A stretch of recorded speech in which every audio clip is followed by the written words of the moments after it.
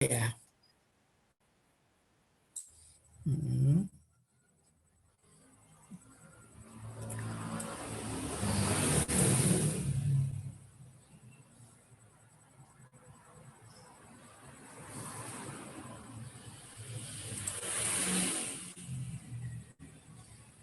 Sampai kemarin sampai di sini ya, sampai sini ya.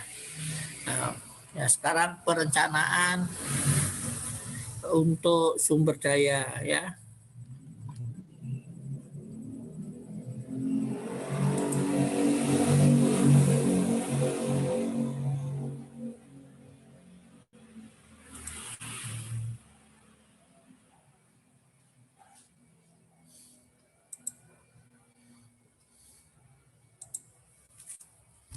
Nah, sekarang bagaimana merencanakan sumber daya. Ya, jadi kalau ada suatu proyek tidak terlepas daripada merencanakan sumber daya. Di sumber daya tenaga kerjanya.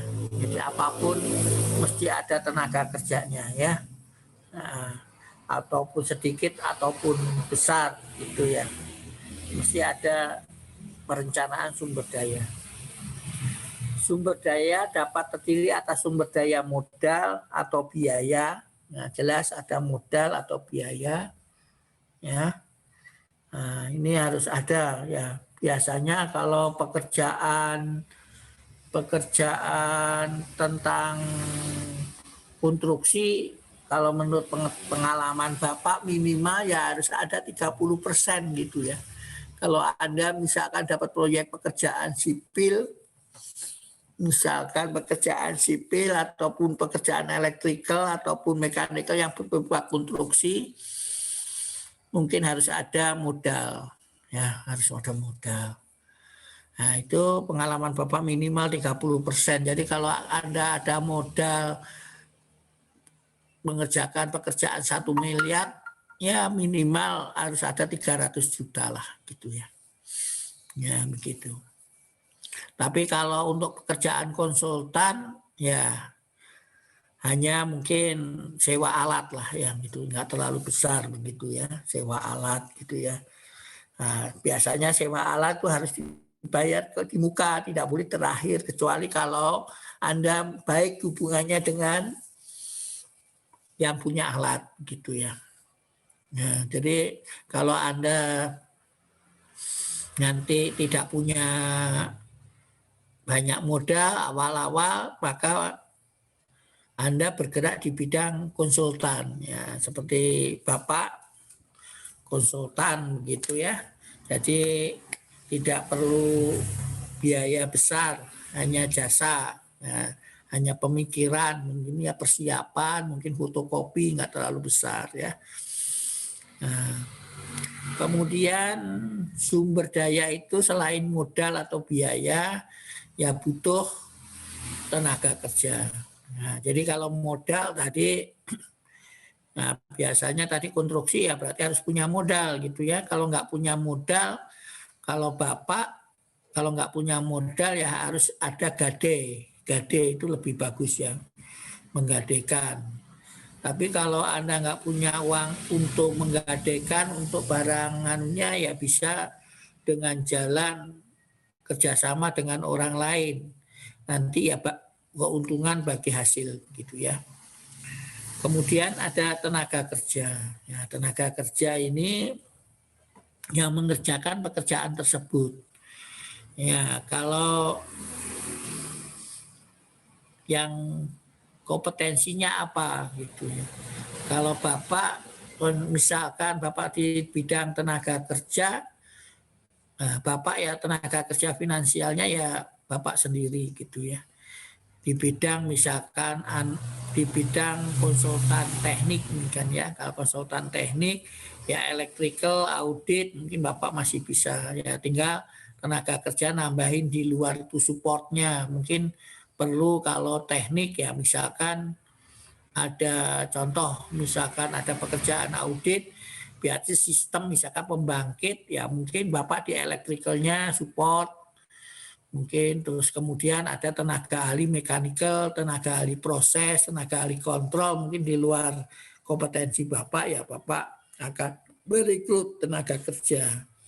Kalau perlu untuk survei, ya mungkin ada tenaga kerja yang untuk surveyor, mungkin ya D4 atau S1 begitu, atau D3 bisa juga dipakai. Ya. Peralatan mesin ini contohnya, misalkan Bapak contoh kasih untuk yang biasa Bapak kerjakan audit energi misalkan, peralatan dan mesin. Nah ini untuk peralatan ini, kalau untuk mesin nggak ada ya, tapi kalau untuk peralatan, kalau untuk monitor parameter elektrikal, ya mungkin perlu alat untuk memonitor parameter tersebut, baik untuk elektrikal, misalkan untuk besaran-besaran elektrikal, tegangan, arus, faktor daya aktif, daya reaktif, daya semu, gitu ya, harmonik, gitu ya. Nah, maka perlu alat power quality analyzer, gitu ya. Karena peralatan itu sangat mahal, harganya mungkin ratusan juta Bapak pinjam sewa, gitu, selama Bapak pengukuran, gitu ya. Kemudian material, ya kalau untuk audit konsultan mungkin material tidak terlalu penting gitu ya, nggak ada mungkin ya. Tapi kalau untuk konstruksi material utama. Jadi kalau membangun rumah, ya mungkin materialnya bisa berupa bisa batu kali, begitu, semen, bata, begitu ya, besi, ya, casting, kayu, begitu, dan lain sebagainya. Adalah faktor-faktor penentu dalam penyelenggaraan proyek. Jadi kalau Anda belum banyak modalnya, ya konsultan. Tapi kalau mau padat modal, ya konstruksi, kontraktor itu padat modal biaya. Ya. Perencanaan sumber daya yang cermat dapat membantu terselenggaranya proyek secara efektif dan efisien. Jadi harus Anda, pada prinsipnya harus Anda menggunakan apakah tenaga ahli yang saya butuhkan untuk mengerjakan proyek tersebut. Tenaga ahli, baru Anda, apa keahlian Anda? Oh, saya nggak punya keahlian tapi saya tahu sistemnya, ya Anda rekrut tenaga ahli. Artinya, oh saya tapi tahu jalan pola caranya, ya Anda, ya. Nah, seperti Bapak nggak ngerti nih, misalkan bangun rumah nggak ngerti, maka pertama yang harus disiapkan ya perencanaan rumah tersebut, gitu ya. Setelah perencanaan rumah tersebut ngerti dari konsultan, kemudian diskusi bagaimana cara mengimplementasikan itu. Butuh tenaga apa aja, bisa apakah butuh tenaga tukangnya berapa banyak, ladennya berapa, begitu ya, bisa. Gitu ya. Nah, perencanaan biaya proyek. Nah, perencanaan biaya, nah, ini ada tahapan pengembangan konseptual, kemudian tahap desain konstruksi, kemudian tahap pelelangan, dan tahap pelaksanaan. Jadi perencanaan biaya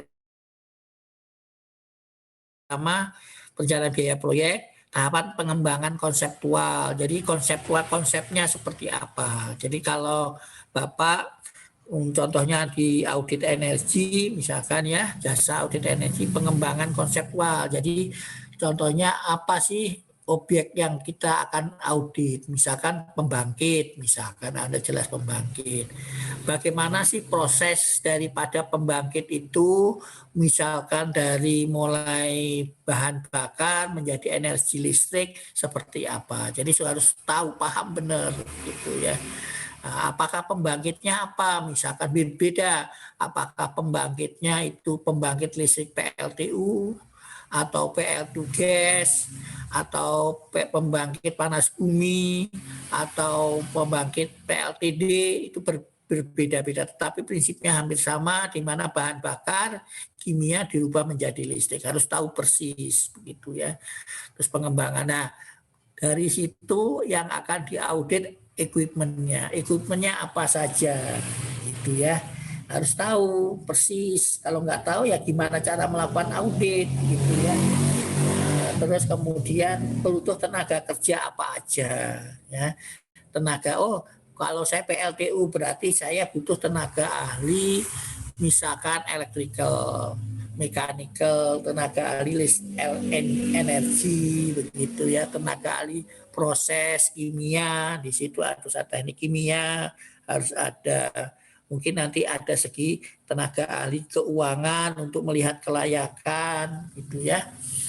Nah, pengembangan konseptual. Terus nanti bagaimana cara menghitung performa dari masing-masing peralatan, karena akan nanti apakah metode langsung atau metode tidak langsung. Kalau metode tidak langsung menghitung rugi-ruginya, sehingga kita akan lihat alat apa yang harus kita punyai atau kita sewa untuk itu, berapa lama konseptualnya ya.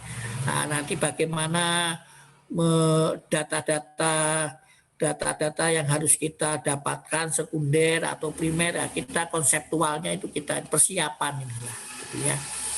Kemudian tahapan desain konstruksi, jadi kita desain, jadi kita tadi desain tadi kalau misalkan contohnya dari audit desain konstruksinya, nanti untuk menghitung equipment misalkan kita akan melihat pembangkit listrik panas bumi misalkan.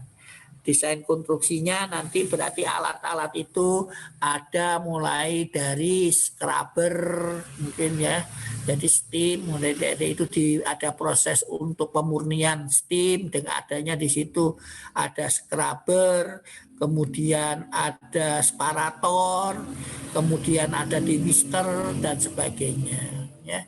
Nah, itu harus dilihat konsepnya. Terus kemudian di situ ada turbin, kemudian ada generator, kemudian ada kondenser, ada cooling tower, ada macam-macam pompa head well pump, sirkulasi water pump, dan macam-macam. Sehingga kita akan tahu, oh kalau saya melakukan audit PLTP, saya butuh tenaga ahli electrical untuk menangani kelistrikan, orang mechanical harus saya menangani cooling water, kemudian harus menangani motor-motor listrik, turbinnya harus menangani tentang mechanical-nya, pompa, fan, gitu ya.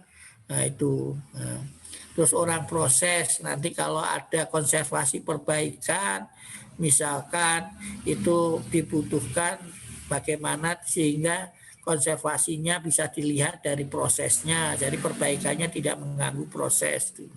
Oh nanti ada kelayakan ekonomi, jadi saya butuh orang teknik energi, orang ekonomi dan sebagainya. Nah, kemudian ini tahapan pelelangan. Ya, tahapan pelelangan, nah, biasanya ini owner biasanya tidak menguasai hal itu seperti audit karena dia tidak punya keahlian itu, maka proyek itu atau pekerjaan itu dilelang oleh ownernya untuk dilaksanakan pihak lain, pelelangan, dilelang. Nah, itu pelelangan konsepnya apa?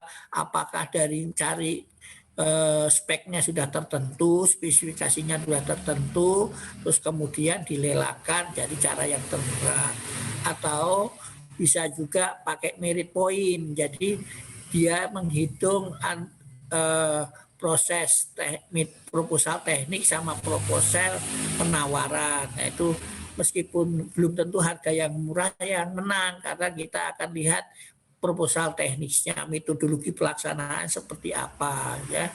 Terus kemudian ya proposal bisa macam-macam ya, apa yang harus dia kerjakan, berapa lama waktu yang dia akan kerjakan dan sebagainya. Kemudian tahapan pelaksanaan. Jadi kalau tahapan pelelangan sudah ada pemenangnya, maka tahapan pelaksanaan untuk dilakukan pekerjaan tersebut. Nah, ini ditinjau dari perencanaan biaya proyek. Nah, perencanaan tenaga kerja, faktor yang harus dipertimbangkan dalam merencanakan tenaga kerja adalah produktivitas tenaga kerja. Jadi pertama produktivitas ya. Jadi Anda bisa merencanakan ada seseorang produktivitas itu begini, ada sesuatu konsul atau perorangan ataupun konsultan badan hukum itu produktivitasnya berbeda. Contohnya Anda suruh mengerjakan, contohnya mengerjakan misalkan pekerjaan tersebut. Kalau dia mana yang mempunyai hasil yang terbaik dan waktu yang tercepat, itu produktivitasnya. Jadi si A misalkan untuk mengerjakan sesuatu pekerjaan, A itu bisa orang ataupun badan hukum, misalkan untuk mengerjakan pekerjaan tersebut yang sama, misalkan audit energi, seseorang butuhkan 4 bulan si A, yang B membutuhkan 3 bulan, C 2 bulan dengan hasil yang sama. Maka produktivitas tenaga kerja yang paling bagus adalah yang C tadi, karena dia melaksanakan lebih cepat, gitu ya. Demikian dengan orang itu produktivitasnya berbeda. Anda suruh membuat laporan, bisa tadi yang satu 4 bulan, yang satu 3 bulan, yang satu 2 bulan, C 2 bulan. Maka produktivitas yang paling baik adalah yang C. Jumlah tenaga kerja pada periode yang paling maksimal. Jumlah tenaga kerja yang periode yang paling maksimal. Nah, biasanya grafik daripada suatu tenaga kerja itu adalah seperti hiperbola yang tertutup gitu ya. Ya, jadi yang tertutup jadi sehingga nanti jumlah tenaga kerja itu yang mencapai yang maksimalnya di mana gitu ya. Jadi contohnya kalau Bapak mikir bagaimana apakah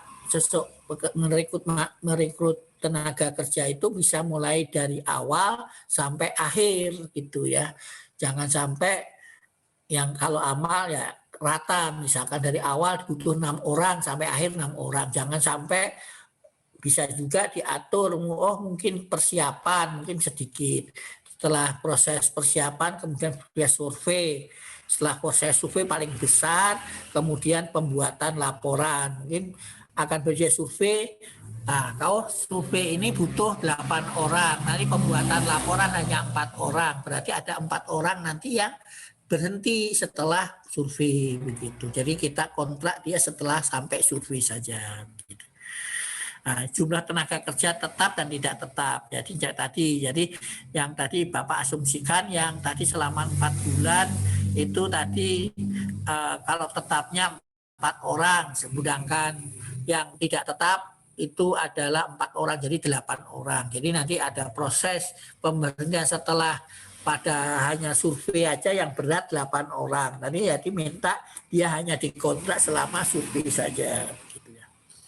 Biaya yang dimiliki dan jenis pekerjaan. Jadi biaya yang dimiliki yang tadi tergantung dari jenis pekerjaannya. Kalau pekerjaannya itu hanya konsultan mungkin tidak terlalu banyak. Tapi kalau misalkan Anda membangun suatu konstruksi, misal pembangkit begitu ya, pada waktu konstruksi mungkin biayanya biaya yang harus dimiliki tadi Bapak katakan besar sekali. Karena apa? Maka dia harus menyediakan material-materialnya, mungkin peralatannya itu sangat biaya, berarti pajak. Kalau konstruksi biayanya sangat besar.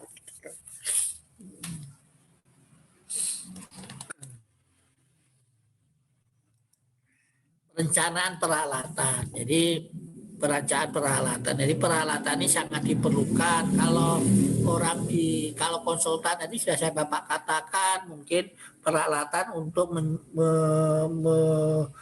mengukur daripada parameter electrical, misalnya power quality analyzer, tang ampere gitu ya, macam-macam. Tapi ada juga peralatan mechanical, contohnya flue gas analyzer, terus kemudian pressure gauge, kemudian flow begitu ya, kelembaban begitu ya, kelembapan, temperatur begitu. Jadi macam-macam.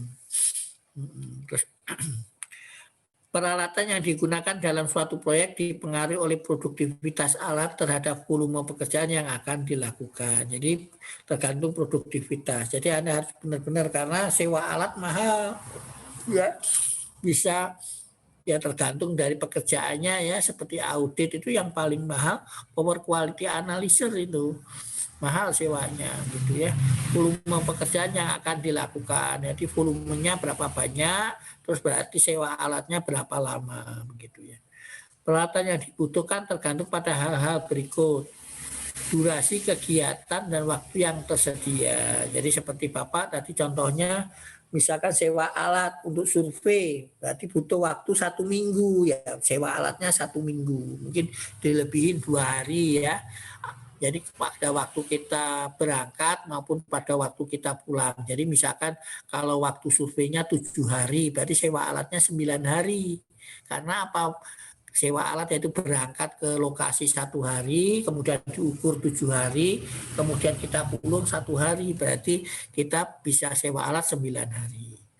Kemudian kondisi lapangan, nah ini bisa kita lihat nih, apakah kondisi lapangan contohnya yang kita lapangan itu seperti apa begitu ya. Seperti kita kemarin melakukan survei di Irian Jaya. Nah, di Irian Jaya itu pesawatnya itu mungkin sampai bisa 4 jam dari Bandung gitu ya, bisa 4 jam 6 jam gitu. Terus kemudian sudah dari bandara, kemudian kita naik kendaraan itu bisa 6 jam. Terus dari kendaraan itu kita mau masuk lagi harus naik laut, bisa juga sungai begitu ya. Jadi bayangkan ya, kalau di Jawa sama Sumatera agak enak ya. Tapi di luar itu aduh, mungkin akomodasinya tidak semudah yang kita lakukan di Jawa ini. Kalau di Jawa mungkin di pelosok ya mungkin sudah terjangkau oleh semua kendaraan yang lebih gampang. Nah, keadaan cuaca demikian juga. Nah, pernah Bapak survei audit energi itu di Sulawesi.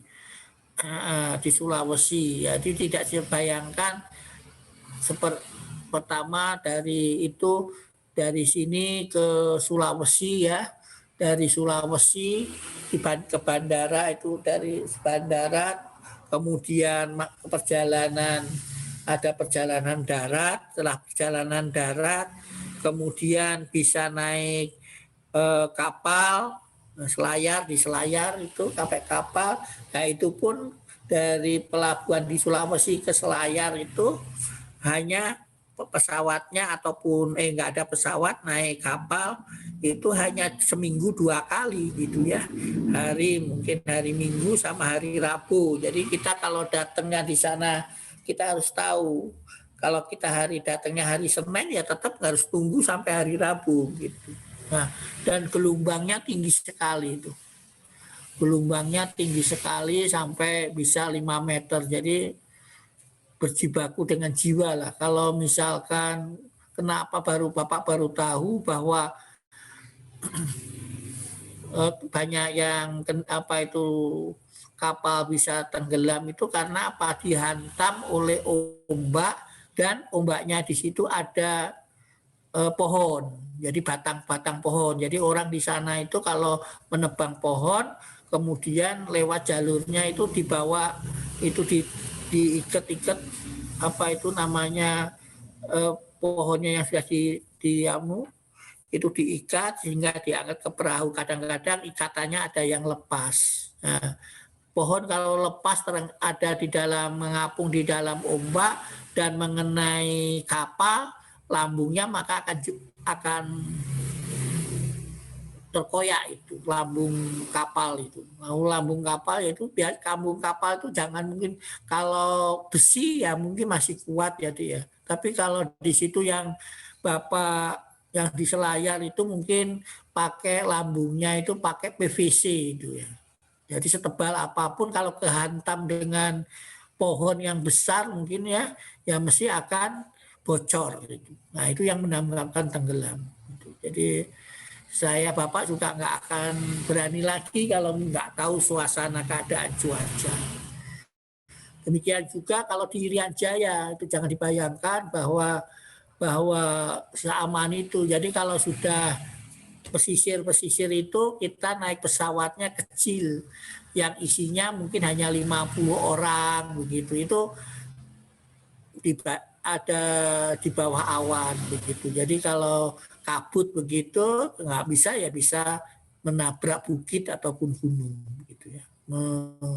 Jadi mengkhawatirkan. Jadi Bapak pernah melakukan proyek seluruh Indonesia, jadi cuaca itu ya mengerikan ya, tidak seindah yang kita bayangkan ya.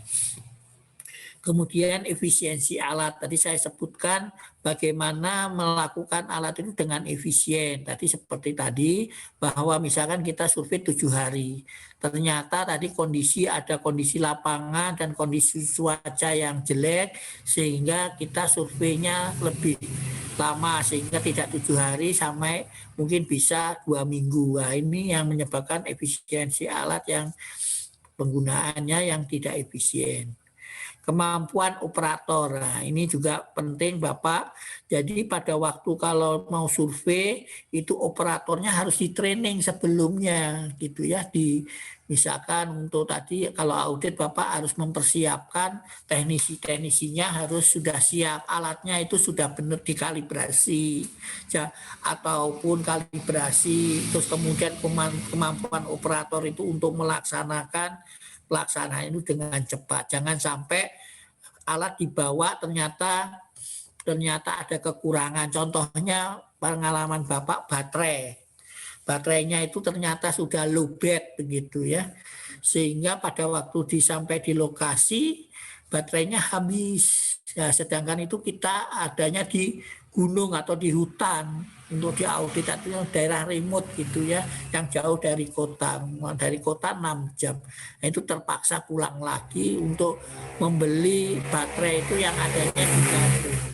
Kalau di lokasi situ sudah tidak ada yang karena biasanya untuk peralatan itu baterainya pakai litium dan bentuknya yang persegi atau bukan bulat begitu.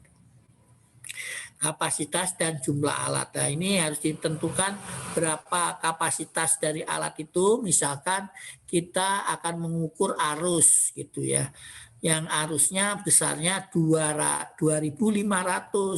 Nah, kita bawa alat ukur yang hanya batas ukurnya 1.000. Maka kita tidak bisa pakai itu alat itu. Oleh karena itu perencanaan ini sangat menentukan berhasil atau tidaknya suatu proyek. Jelas ya? Jadi perencanaan ini sangat-sangat penting. Jadi jangan perencanaan ya apapun itu perencanaan dengan baik kita melakukan kondisi. Oleh karena itu kita harus tahu kondisi yang akan kita pekerjakan. Jadi contohnya seperti itu. Ya. Contohnya misalkan Anda proyek, saya pernah di Jayapura itu kalau sebelum ke sana harus minum kina dulu. Karena apa? Karena di sana kalau nyamuknya kamu kena gigit nyamuk di hutan itu, maka akan terjadi malaria. Kalau malaria panas dingin tidak bisa kerja lagi orang gitu ya. Nah, ini sangat penting perencanaan itu. Ada pertanyaan sebelum Bapak lanjutkan?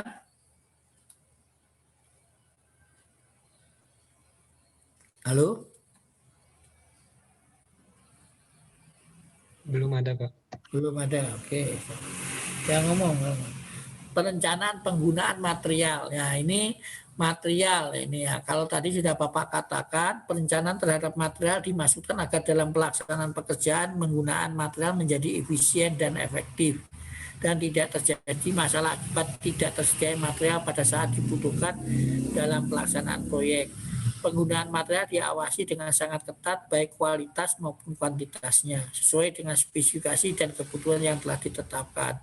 Jadi material, nah, ini Bapak pengalaman membangun ya merencanakan ya. Jadi mungkin Bapak ya ada apa namanya ya ada untuk mendapatkan pembangun PLT mikrohidro di Irian Jaya sana. Pengalaman ini ya. ternyata Bapak belum pengalaman. Saya perkirakan harga semen itu sama. Kan kita batu harga semen itu ternyata kalau di sini hanya 60.000 per sak. Tapi di Irian Jaya di sana itu harga semen satu saknya 500.000 gitu. Bayangkan. Jadi memang harganya berpuluh-puluh material itu. Jadi kita harus punya survei. Kalau misalkan kita tidak tahu, kita hitung persiapan itu anggarannya hanya mungkin kita masukkan semen itu 100.000 per sak, itu di sini 60.000, kita tidak tahu di sana, maka ya kita rugi gitu ya. Nah ini harus tahu benar. Terus contohnya lagi saya pernah di Pamempek gitu, di Pamempek Jawa Barat itu. Nah itu untuk solar cell. Nah itu juga ternyata untuk material itu harus dibawa dari tempat yang terdekat itu dari pos apa itu namanya, pos kendaraan kita itu mau jalan kaki masih harus 6 jam itu. Jadi kita benar-benar kalau perencanaan harus survei itu sangat penting, pendahuluan. Jadi kita ke sana survei, kita akan tahu bagaimana kondisi lapangan, terus kemudian itu sangat penting gitu ya. Jadi Bapak pernah survei di mana ya dulu ya, di survei di Sumatera itu, ada waktu Sumatera itu. Ternyata di surveinya itu Bapak survei untuk survei proyek tentang transmisi tegangan tinggi.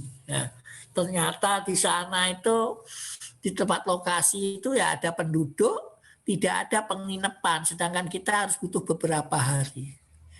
Nah, jadi bisa dibayangkan ternyata nggak semudah yang kita bayangkan losmen, ternyata nggak ada di sana. Jadi kita harus nyewa, tinggal di penduduk dan membayar berapa yang sewanya.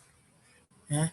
Jadi hal-hal seperti itu memang kamu kalau nanti jadi manajer proyek maka Anda harus survei begitu ya, harus survei ke lapangan dan kondisinya ya, tahu sehingga Anda bisa merencanakan dengan baik ya, perencanaannya dengan baik, menggunakan materialnya, harganya sewa di sana berapa begitu ya, kontrak rumah berapa akan tahu bagaimana.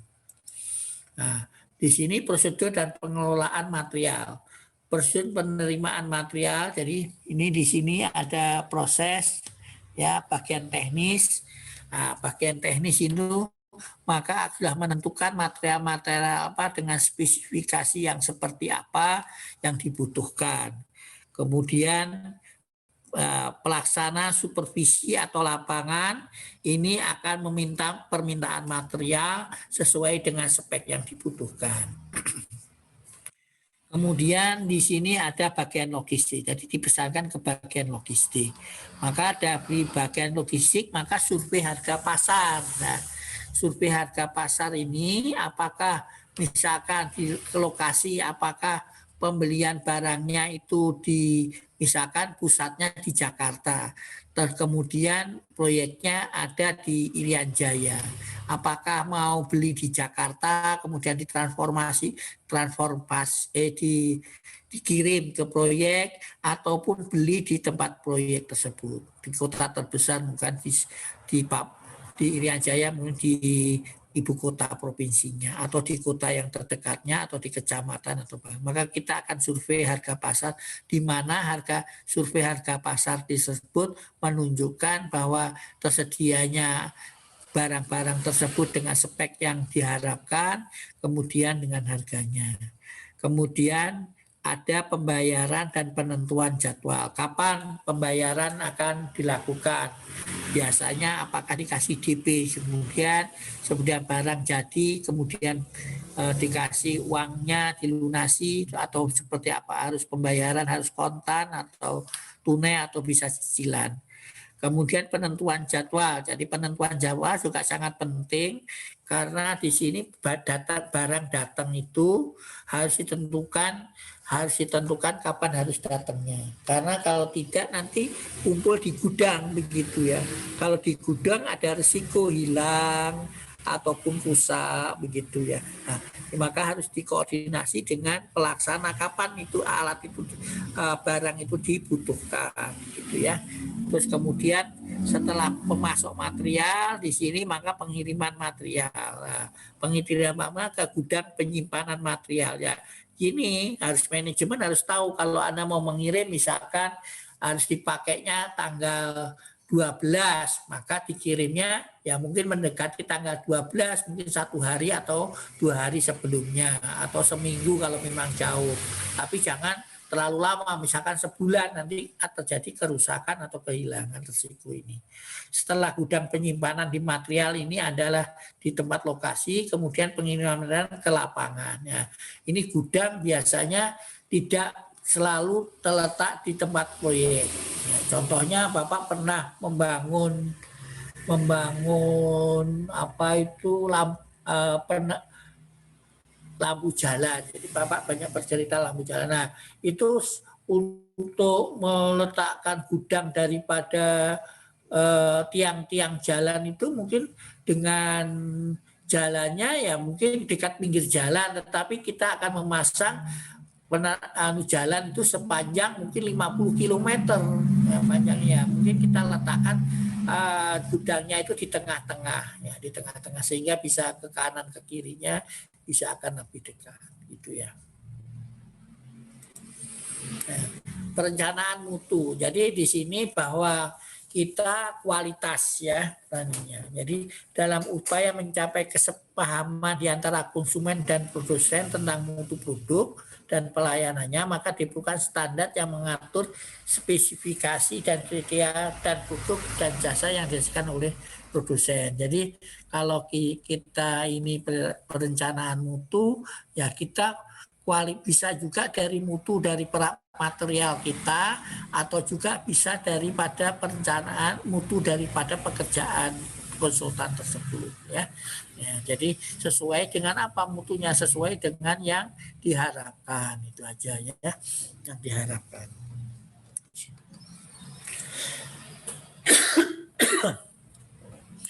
Menurut ISO 8402 mutu didefinisikan sebagai berikut.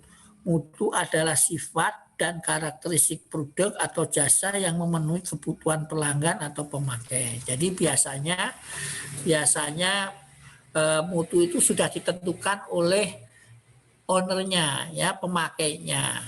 Jadi begitu. Nah, contohnya apakah sudah mulai karena itu supaya tidak terjadi kesalahpahaman antara konsumen, pemakai dan pelaksananya, maka ditentukan seperti apa yang diharapkan. Jadi sehingga tidak terjadi kesalahpahaman ya antara pemakai dan pelaksana. Ternyata kita misalkan membangun konstruksi rumah misalkan contohnya, maka harus ditentukan bahan dari keramik itu apa, mereknya apa begitu ya. Kayunya harus kayu apa, harus kayu jati atau kayu meranti atau kayu yang sengon atau yang sebagainya. Ya, gentengnya juga harus kualitasnya seperti apa. Misalkan peralatan kamar mandinya harus seperti apa, mereknya apa begitu ya, harus jelas sehingga nanti kalau barang itu sudah dipasang tidak ada kriteria kesalahpahaman. Kalau orang yang kliennya mungkin ingin kualitas yang nomor 1, tapi kalau yang membangun kontraktor ya ini yang semurah-murahnya, maka pakai kualitas mungkin nomor 2 atau nomor 3 atau nomor 4 gitu, kawinnya. Nah, maka harus jelas daripada spesifikasi daripada mutu daripada peralatan tersebut atau material tersebut. Manajemen sistem mutu ISO 9000 2000 untuk proyek ya, ini manajemen sistem mutu. Jadi standar, jadi sesuatu yang distandarkan hasilnya mungkin akan baik ya.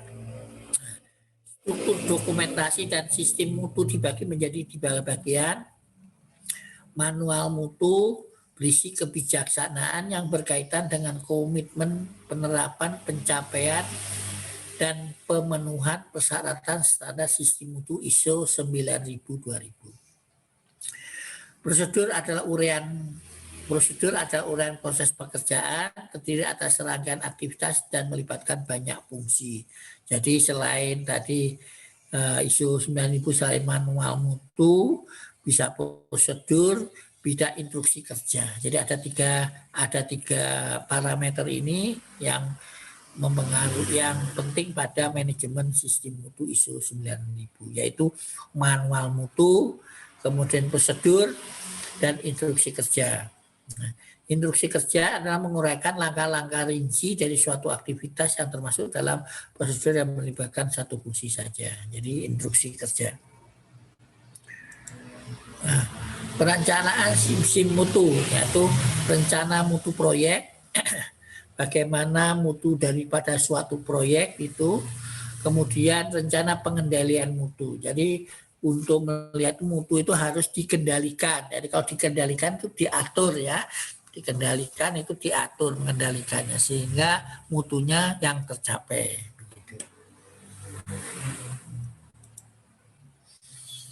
19 elemen ISO 9000-2000. Nah, ini mungkin kita hanya tahu aja mungkin ya, tidak perlu susah dihafalkan ya. Kalau Bapak nggak ngomong. Jadi tanggung jawab manajemen. Jadi tanggung jawab manajemen itu sudah di dalam ISO itu sudah diatur. Tanggung jawab manajemen apa gitu. Sudah sistem mutu ya. Sistem mutu seperti apa yang harus mutu yang harus dihasilkan. Tinjauan kontrak, yaitu tinjauan kontrak yaitu mengevaluasi kontraknya itu. Jadi setiap kontraktor harus memenuhi kontrak dari situ. Pengendalian desain tidak dipakai dalam proses konstruksi. Maksudnya begini, pengendalian desain biasanya kalau desain itu pada di desk job gitu ya. Dan dia tidak secara mendetail kondisi lapangan begitu ya. Jadi kemungkinan nanti desain dengan yang diimplementasikan kemungkinan akan ada perbedaan ya, ada perbedaan begitu ya. Biasanya konturnya misalkan konturnya itu dianggap rata, ternyata konturnya adalah lereng begitu ya, ada lerengnya begitu atau menanjaknya. Pengendalian dokumen dan data ya, pengendalian dokumen ya. Dokumen-dokumen apa yang harus ada di dalam untuk melaksanakan suatu pekerjaan. Kemudian dilakukan pembelian untuk material maupun peralatan. Terus pengendalian produk ya. Jadi di produk yang apa produknya.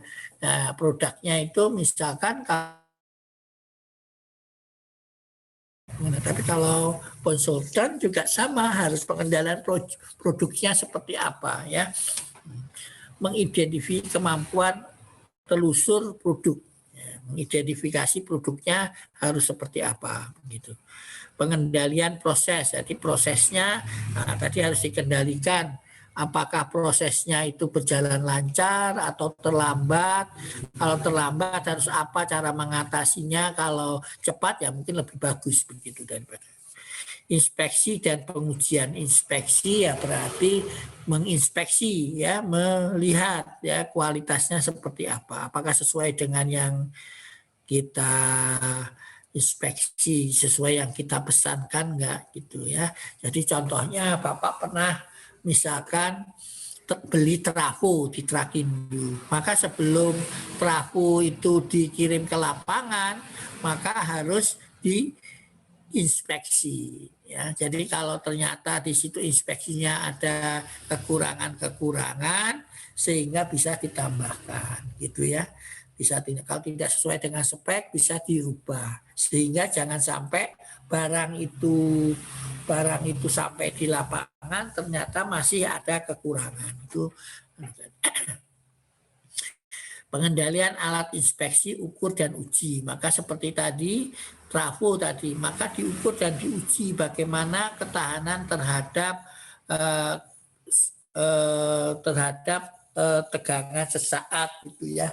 Tegangan isolasinya berapa, kemampuan maksimalnya harus diuji. Status inspeksi dan uji statusnya apa, oke atau not oke begitu ya. Ternyata misalkan masih ada kekurangan ya statusnya belum bisa diterima begitu. Nah ini ujinya apa aja begitu, standarnya apa ya di situ. Tindakan koreksi dan pencegahan. Jadi tindakan koreksi. Jadi tadi dikoreksi apakah benar atau tidak begitu. Kalau tidak masih kurang lengkap, maka dikoreksi apa yang harus dikoreksi. Ya.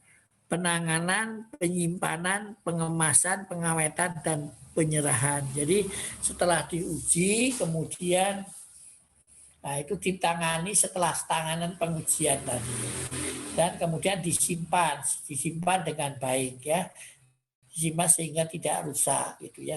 Pengemasan itu dikemas supaya apa? Jadi pada waktu kita bawa dari pabrik ke lapangan kan itu adalah pengemasan, maka pengemasan menyebabkan peralatan itu bekerja dengan baik ya, dengan baik.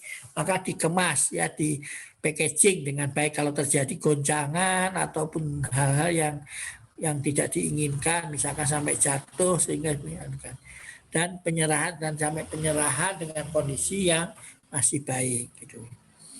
Pengendalian rekaman mutu. Jadi di sini pengendalikan rekaman mutu. Jadi di sini bahwa di sini ada pengaturan untuk melihat mutunya masih tetap baik gitu ya.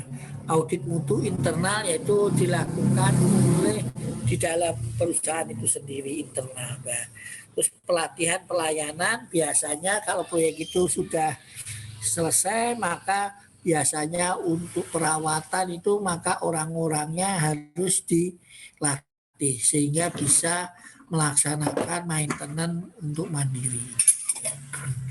Ya, yang rutinitas gitu ya. Kemudian teknik statistik. Ya, ini adalah melihat statistik daripada pelaksanaan tersebut, bagaimana mungkin terjadinya kegagalan gitu ya, berapa besar, keberhasilannya berapa besar.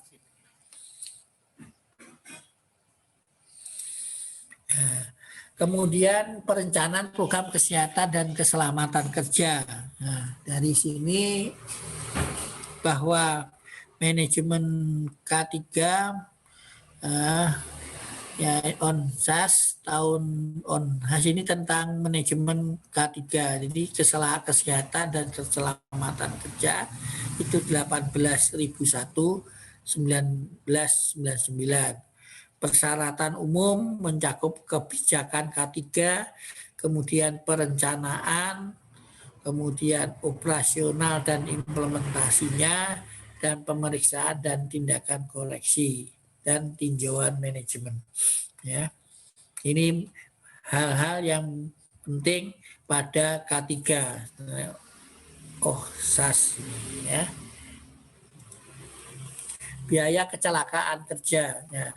Jadi juga ada biaya kecelakaan kerja juga kita harus sisihkan, kita sampaikan karena sering terjadi. Apakah saya pernah bercerita enggak dulu ya, bahwa ada Bapak di situ sebagai pengawas pekerjaan, kemudian membangun suatu gedung lantai 8 kalau nggak salah ya di Bandung di sini ya. Bapak sebagai konsultan pengawas, dan ternyata pada waktu terjadi itu pekerjaan di lantai ke-8 itu ada yang jatuh tanpa menggunakan pengaman sehingga dia jatuh pas jam 12 mungkin karena dia nggak sarapan atau bagaimana sehingga dia jatuh dan ke bawah dan meninggal ya. Itu menjadi masalah besar bagi kontraktor sehingga kontraktor menjadi pidana ya. Pidananya itu kalau karena dia meskipun dia sudah menyediakan alat pengaman tetapi karena kecelakaan itu maka karena pengawasannya tidak ketat, maka ada karya pegawai yang meninggal jatuh. Itu pun manajer proyek tersebut ditahan gitu ya. Nah itu bisa ditahan sampai mungkin bisa 3 tahun karena ini. Maka hal itu tidak bisa, sehingga harus ya biasa kalau di kita ini supaya tidak ketahan ya harus membayar uang gitu ke polisi gitu ya. Membayar ke polisi itu bisa ratusan juta gitu ya. Nah, sehingga supaya nggak ditahan ya. Biaya yang tidak dapat diasuransikan ya. Jadi untuk kalau terjadi kecelakaan maka harus diasuransikan. Jadi kalau nanti ada kecelakaan maka yang membayar adalah asuransi. Gitu. Contohnya yang tadi Bapak kerja audit itu di Selayar seperti itu, di pekerjaan di Selayar. Itu kalau misalkan sampai tenggelam meninggal maka ada, kalau diasuransikan ya mungkin bisa dapat tunjangan asuransi begitu. Biaya yang dapat diasuransikan. Jadi ada 2 ya.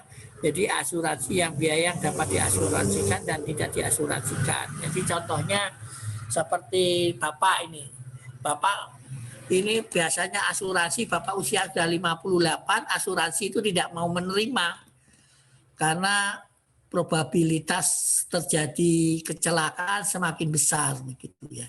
Nah ini biasanya umurnya ya, kalau masih muda mungkin masih bisa, tapi kalau sudah tua asuransi nggak mau ini ya, seperti itu. Penyusunan program K3 dengan OHS, OHSAS ya, OHSAS. Penyusunan program K3 harus mendokumentasikan dan terdiri atas. Jadi kalau seperti standarisasi itu dokumentasi sangat penting, ya. Dokumentasi sangat penting ya. Nah, jadi menyusun program K3 harus mendokumentasikan dan terdiri atas siapa yang menyusun dan bertanggung jawab terhadap program K3 ya ini.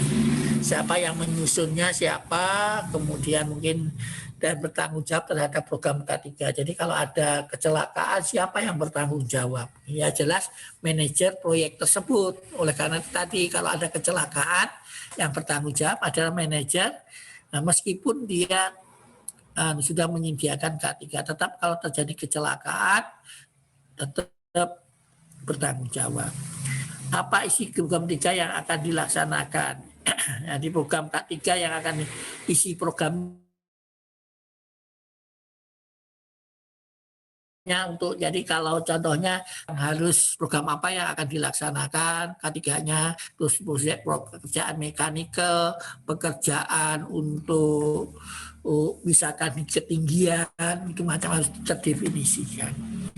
Bagaimana dan kapan harus mencapai tujuan program K3. Jadi kalau program K3 ya maksimal sebaiknya tanpa ada zero accident begitu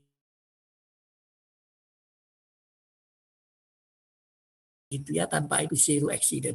Kegagalan secara berkala, peninjauan program baik keberhasilan kegagalan secara berkala. Jadi itu akan dievaluasi terus ya secara berkala, apakah itu bisa selama setiap bulan atau 3 bulan kuartal ataupun setiap 1 semester ataupun setiap 1 tahun. Melakukan inovasi-inovasi terhadap program yang sudah dibuat. Selalu melakukan inovasi-inovasi terhadap program yang sudah dibuat. Jadi agar inovasi itu mungkin tidak mengurangi daripada terjadinya kecelakaan. Implementasi program yang terukur. Jadi mengimplementasi program yang terukur dari keberhasilannya. Jadi keberhasilannya bisa diukur. Tujuan dan sasaran K3 memiliki jadwal yang tepat, biaya ekonomi serta hasil pencapaian yang terukur. Jadi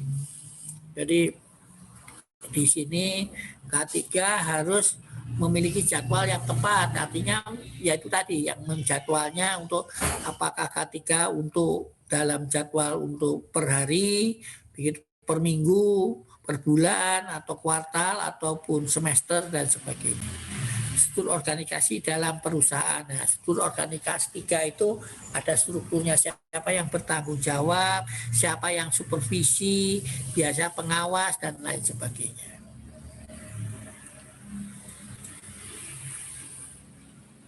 Bapak sampai jam berapa, Dek? Halo? Masih ada nih? Waktunya sudah habis, Pak. Sudah habis. Jam 10 sudah habis ya? Oh. Ya sudah sampai di sini ya perencanaan tim. Oh sudah habis ya. Jadi nanti saya sampaikan materinya ini sudah ya. Jadi ini sudah terakhir ya dia. Nah nanti berarti ujiannya materinya semua yang sudah saya sampaikan di 1 dan 2. Dan mungkin nanti saya sampaikan sampai bab 3 ya. Saya berikan mungkin nanti ada baca aja. Kemarin Bapak minggu lalu nggak bisa jadi saya anggap nanti bab 1, bab 2, bab 3 untuk materi ujiannya ya. Dan tolong yang kemarin nilainya masih tidak bagus ya tolong disiapkan dengan bagus karena Bapak tidak ada hair ya. Jadi nilainya langsung dari nilai nilai UTS, UAS mungkin sama nanti sama praktikum, nah, ada praktikumnya ya, nilai praktikumnya itu dan sama tugas-tugas. Oke, ada pertanyaan sebelum saya akhiri? Bisa dibuka itunya, Bapak ingin lihat masih seberapa banyak yang Ada pertanyaan, Dek? Ada pertanyaan, Dek? Nggak ada ya. Jadi ini teori memang. Jadi proyeknya ya itu nanti Anda ya paling tidak wawasannya lebih baik lah gitu kalau ada teorinya ya. Nah, nanti ya ini memang nanti ilmu ini belum untuk awal-awal mungkin begitu tidak begitu, tapi kalau Anda nanti di pekerjaan mesti selalu Anda di proyek, mungkin ingat ini Pak, manajemen proyek ya. Karena ya itu tadi. Jadi mulai dari perencanaan ya, nanti Anda kalau sangat perlu pada waktu Anda menjadi manajer proyek, ini sangat penting ya. Bagus ini bagus kan. Jadi biasanya memang Anda nanti lulus mungkin bekerja di lapangan mungkin 3 tahun, 4 tahun setelah itu jadi manajer proyek sehingga tidak kaget lagi apa yang harus Anda. Nanti Pak Adi ingat lagi apa sih yang harus saya lakukan untuk menjadi manajer proyek sehingga sukses dan efektif keberhasilannya. Jadi menyelesaikan pekerjaan itu dengan baik, terus kemudian tidak ada kecelakaan yang penting itu. Jangan sampai pekerjaan itu berhasil tapi menimbulkan kecelakaan. Nah, untuk menangani kecelakaan tadi sudah ada asuransi ya. Biasanya Bapak seperti pekerjaan konsultan, asuransi contohnya Bapak melaksanakan audit di pabrik baja, peleburan. Itu temperaturnya sampai 1500 derajat. Jadi kalau orang matanya kena debu itu bisa buta. Nah, oleh karena itu diasuransikan, banyak kecelakaan di situ. Nah, itu pengalaman. Tapi kalau pekerjaan audit gedung mungkin ya tidak terlalu. Tapi kalau yang sangat berbahaya, pekerjaan yang sangat berbahaya itu perlu diasuransikan. Jadi kalau terjadi kecelakaan sudah ada yang mengcovernya. Mungkin begitu. Silakan ada pertanyaan, 2 pertanyaan boleh. Ada yang mau nanya tentang manajemen project? Ini dibuka dulu ini sebelum saya akhiri ini. Fotonya itu jangan dibuka, wajahnya ada nggak kurangnya ini. Dibuka dulu. Muhammad Farhad, Widya, ya. Widya mana Widya ini? Teguh kok gambarnya 2 ini. Teguh Ramadan masih ada nggak ini? Afif, Muhammad, Fitri Indriani, Fani. Ya udah. Jadi saya hanya pesan semoga Anda belajar dengan baik dan yang penting adalah masih ada wabah COVID yang banyak, yang COVID yang sangat berbahaya. Banyak sekarang di antara kita saudara, teman saudara saya, teman-teman saya yang seangkatan dulu banyak yang meninggal karena COVID ya. Juga saudara-saudara saya juga saudara dari orang tua saya juga banyak yang meninggal karena COVID. Jadi Anda kalau tidak penting sekali jangan keluar. Kalau mau keluar ya harus bawa protokol kesehatannya dengan baik. Karena mungkin yang paling gawat adalah orang yang punya seperti orang yang sudah berumur, kemudian punya penyakit bawaan. Seperti Bapak ini kena diabetes, tekanan darah tinggi, jantung. Ya ini sangat sangat berbahaya jika kena COVID. Ya semoga kita bisa menghindari dan mungkin bisa mengantisipasi terhadap wabah ini. Saya ucapkan terima kasih. Assalamualaikum warahmatullahi wabarakatuh. Waalaikumsalam warahmatullahi wabarakatuh.